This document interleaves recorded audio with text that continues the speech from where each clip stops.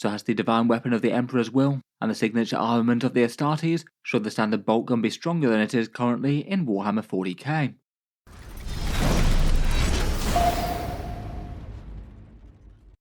Hello and welcome back to Auspex Tactics, where today we're talking weapon profiles. I wanted to focus in on the bolt gun in particular, as a massively central profile to Warhammer 40k in general, and one weapon that lots of people look at with each edition to see whether or not its performance on the tabletop is really living up to its hype in the lore. In Warhammer 40k in general, Games Workshop really does seem to have had a focus with small arms in 10th edition to try and make them good at destroying the things that you'd expect them to, lighter infantry with maybe a bit of threat against more medium style infantry, but absolutely not going to be a major deal for destroying things like tanks and vehicles and monsters. That was the whole point of their stretched toughness chart. It didn't really make sense to have in any way the best way to destroy tough stuff being volumes of small arms fire, as that just doesn't make as much sense. As mentioned, the bolt has often been in a slightly awkward place with this. It's the smallest firearm carried by whole squads of Space Marines, so you'd expect that it's probably going to be better against lighter infantry versus other things, but as mentioned, it's also a kind of big deal in the lore. There are entire pages of flavor text in big rulebooks and Space Marine codexes in the past talking about the Holy Bolter, an enormous great big .75 caliber weapon according to the lore, firing out huge mass reactive shells that are essentially self-propelled explosives, even the ammo often taking artisans a long time to craft it, and it's truly a firearm deserving of the Emperor's best and brightest. As a result, you sort of need to balance that for the in-game design. You want the standard bolter profile to be impactful and threatening and a thing to fear for the enemy's foes, but you also kind of want it to act with its niche, being primarily good at destroying lighter infantry, as opposed to being the weapon of choice to take down really heavily armoured things. And if you make small arms in 40k too good, then you might start to get into the problem where things with good durability starts to feel kind of weak. The statline creep of 8th and 9th edition didn't really feel so good for making the standard Space Marine profile feel all that tough, just given that when each codex came out, most of the basic weapons gained either extra strength or AP or other funky special rules, so you probably wouldn't want it to be in a place where bolters are enormously effective against things like power armor. Maybe more in the place where they're kind of reasonable against that, but in reality might be best served at punching down against less tough stuff. More generic profiles in 40k are often kind of hard to update as well, particularly with anything that's got a kind of ubiquitous profile across a whole bunch of codexes. There's a fair few things that use a fairly standard bolt gun profile, so that say if a new Codex Space Marines came out and they updated the stats for it, all of a sudden you might be in a bit of a weird situation where one army has got better bolters and the rest all don't if you didn't also update Codex Chaos Space Marines, a bunch of the Divergent Space Marine chapters, and maybe some other armies like Guard and Sisters who can get them too. That might mean that Games Workshop really need to think that the standard bolter profile is really quite weak indeed if they do want to actually make the effort of changing the stats around and issuing a big FAQ that updates a whole ton of different things. On top of that, it probably doesn't help out as well that there's about a million different variants with all sorts of fancy things with the Primaris or the Death Watch or with various legions of the Chaos Space Marines, and each one of those generally wanting its own way to be a little bit better and superior than the standard one, whether it's extra AP from the Rubik Marines Inferno bolters, or getting Ignore's cover and the assault keyword for the Incursor's bolt carbines. For the standard bolter variants though, there's three main ones I'd say. Quite a few armies have access to a more standard sort of human pattern bolt gun that isn't carried by Space Marines, Sisters of Battle and the Astra Militarum for example. When they get bolters, it's maybe the more classic profile from 40k's past, a 24-inch range weapon with one shot, AP 0 and damage 1 up to that maximum range, but then it's rapid fire 1 so you get 2 shots within 12 inches, so they can still put up a fair bit of volume fire up close. To make the Space Marine version of the bolt gun a bit better, they basically get to fire it more efficiently. Things like the Space Marine Tactical Squad or Chaos Legionaries get 2 shots out to 24 inches without the rapid fire criteria, so they can happily be moving around and firing those 2 shots out to longer range, but the actual base profile isn't any better when you get up close and personal. You're still getting those same 2 shots, but the overall threat range is a bit better. And then beyond that, there's all sorts of improvements on the base profile with all those fancy bolter variants, maybe the Intercessor bolt rifle being the most obvious. That one does feel like it's maybe in a weird place, and it's both maybe the most standard Space Marine armament right now, given that Games Workshop is basically pivoting the entire army towards Primaris, so the bolt rifle is likely to be the new default. But also they feel like they have 2 right rules that differentiate it from the standard bolt gun. Previously it had a range and AP advantage, now it's just the AP, but you do get some keywords added in. You get the assault and the heavy keywords as well, meaning that you're either more mobile or more accurate, depending on whether or not you want to move. I feel like the intercessor bolt rifles have a whole bunch more interest. I'd say that if anything, the bolter profile that feels a bit weak is the more middle one, the standard Astartes bolt gun, the normal Chaos Legionary or Tactical Marine might wield.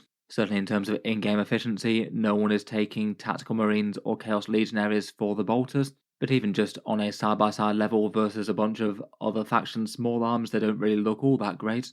For example, the Orc Shooter gets you 2 shots to 18 inches or 3 shots to 9, all at that same bolt gun profile. I guess a lot of that is just to outweigh the fact that Orcs really can't hit anything with their ballistic skill 5+. But I do find it kind of hilarious that the Orcs might arguably have the superior weapon, at least in terms of damage output. I don't think you get all that many Space Marines chucking their bolters away to get their hands on Orc Shooters if they happen to be fighting battles against them. Another one might be the Tyranid Devourer, which has the same basic profile as the bolter and just loses 6 inch of range. Again, just maybe a little bit interesting that a standard small arm on a Horde type model that's supposed to be massively inferior to the Adeptus Astartes basically shoots kind of similarly hard to a bolt gun. The 6 inch range is one disadvantage, but it's not massive really. There's plenty of weapons that seem to come pretty close in terms of damage output. Here's the bolter being weighed up against a Radium Carbine of a Skitarii Vanguard, in theory an 8-point model there, and Termagant Spine Fists that are in theory land around about 6 points per model. And again, just going by their base damage stats, these are all kind of similar. The Radium Carbine and the Termagant Spine Fists both again do have some shorter range. The Carbine's 18 inches, the Spine Fists are 12, but they do get to advance and fire in combat, so they do get some pretty big advantages there. But I did find it interesting just how similar their damage profiles are, and this is assuming all the models firing at their base ballistic skill, so the Space Marine gets to hit on 3s, and the Radium Carbine and the Spine Fists are hitting on 4s. Again, if you had Space Marine ballistic skill firing the bottom 2 weapons, that beat out the Astartes handily, never mind before you start equating for points and things. Looking at a few of the bolter variants, as I said, I feel like the intercessor bolt rifles do have a much better feel to them. The extra AP certainly makes them a lot more of a threat against some medium armor enemy troops, things with say a 4+ or a 5+ save perhaps. Intercessors aren't exactly usually taken for their damage output, more for their sticky objectives and good objective control and things, though I'd argue that they're not awful against the right light infantry type targets if they can shoot then charge. I do find the assault and heavy keywords pretty interesting on them, makes them really quite flexible in terms of their small arms, even if it does mean that they can't gain those rules from other things and perhaps limits them a bit there.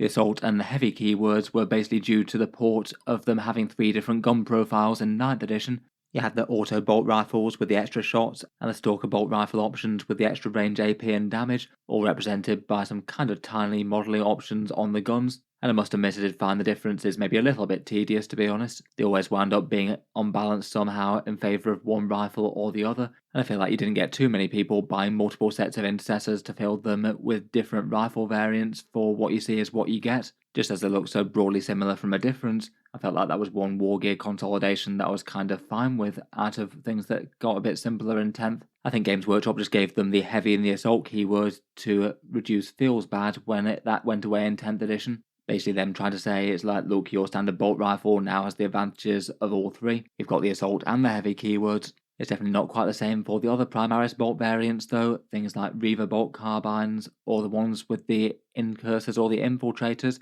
They're mainly just based around the strength 4 AP0 damage 1 profile, maybe with an extra keyword or 2 thrown on.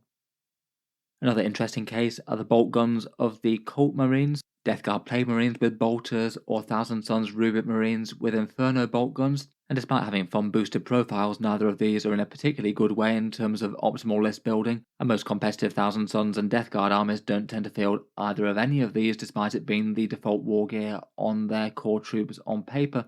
The Thousand Sons Inferno Bolters get an extra pip of AP as their special thing, and the Death Guard get lethal hits to represent their plague weapon tendencies, but these two have been kind of hit hard by the whole free war gear situation that 10th edition has itself going on, and given that they're both in units where you can basically replace every single standard bolt gun with something more exciting, whether it's a Warp Flamer or a Soul Reaper for the Thousand Sons, or all sorts of fancy melee and special weapons for the Death Guard, it just means that there's absolutely no cause to take the standard bolt weapons, as they're easily the least threatening option that you can get, even if to my mind they are the most iconic way that you imagine Plague Marines and Rubik Marines primarily fighting with bolters. I'm not sure if Games Workshop's going to try anything creative when the Death Guard or the Thousand Sons Codex come out, but it perhaps does feel like these guys could profit from some kind of split datasheets, maybe similar to what the Genestealer Cult Acolytes got. Perhaps have one unit variant that take the bolters and the other one that takes all the fancy kits. I suppose that could be at least one solution if Games Workshop don't fancy charging points costs for war gear options.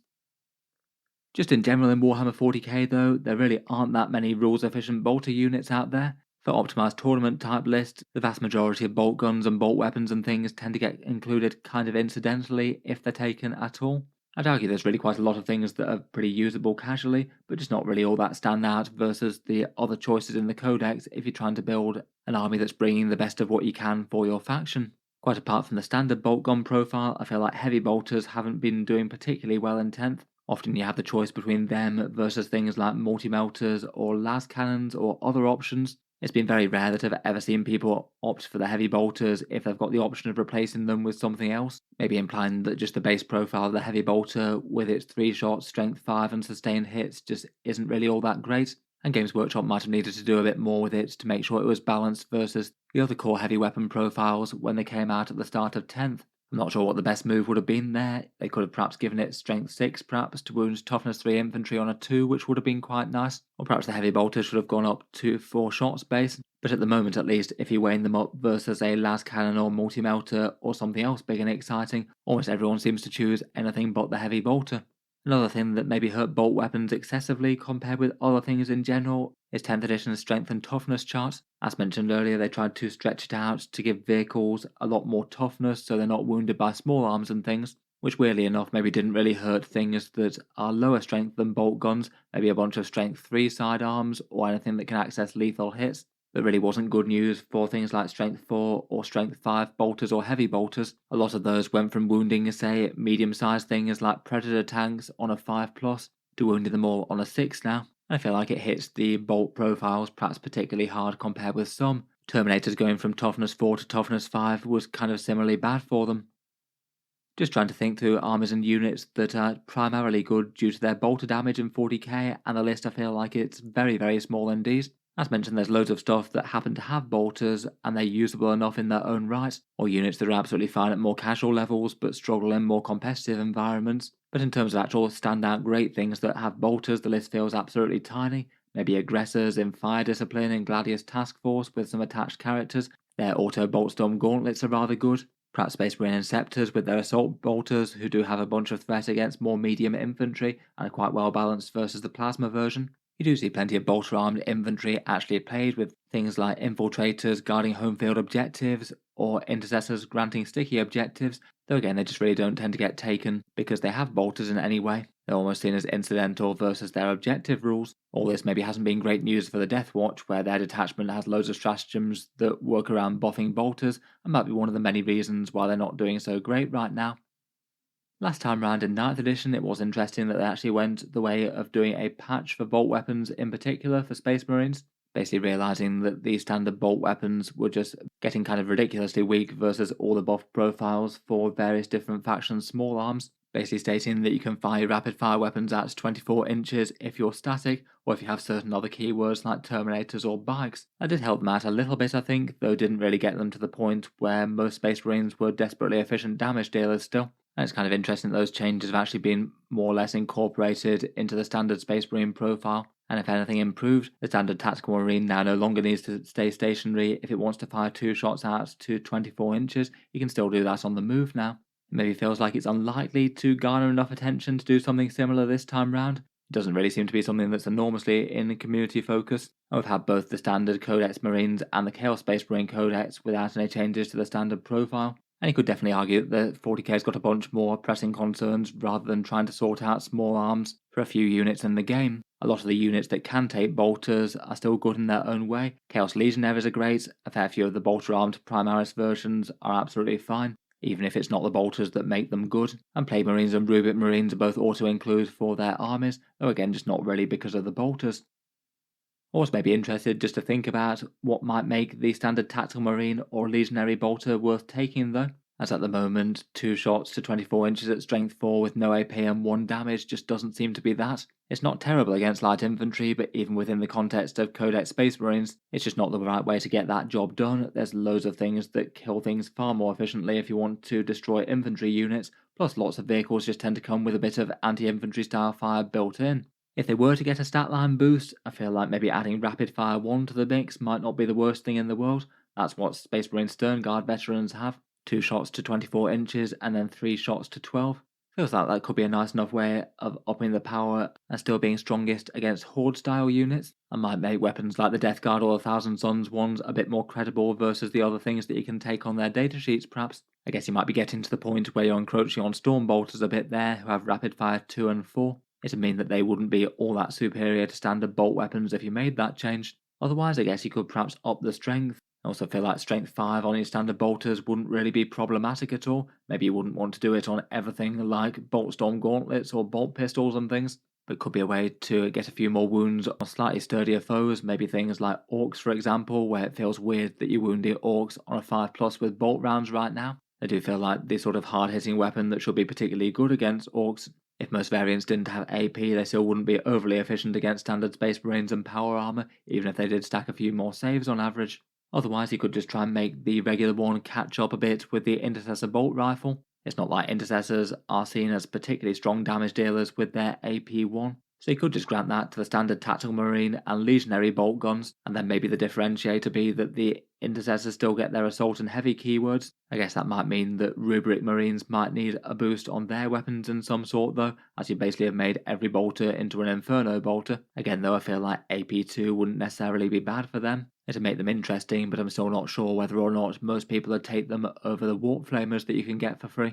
Overall, I think in an ideal world, one of these few might be good for your most standard Space Marines with a humble bolt gun that don't have other fancy rules tacked on top of them. Though as mentioned, I'm not 100% sure whether it's really worth Games Workshop's time and the extra rules bloats of more errata and FAQs and things. There is a bit of a trade-off between trying to get every single weapon profile in the game exactly right, versus adding more complexity and updates than people want. In any case, hope you've enjoyed some bolter game design musings. Let me know your thoughts down in the comments below as to what you'd change for them, if anything, or if you're happy with them as they are. Look forward to hearing what you guys have to say. Feel free to subscribe to Auspex Tactics if you'd like to see more like this. I do tend to post new 40k videos most days, so feel free to subscribe or check back later if you'd like to see more like this. Finally, if you have been enjoying all the videos on the channel, I would just like to mention that Auspex Tactics does have a Patreon page as well, and you can find that linked in the video description if you'd like to help support and keep all these coming. Channel patrons do get a few advantages as well, seeing certain videos early, regular votes to see what sort of things happen next on the channel, and automatic entry into the regular prize giveaways with a chance to win some big model kits each month. If any of that sounds good to you or you'd just like to help support, the link is down in the video description. In any case, a massive thank you for listening, and I'll hope to see you guys next time.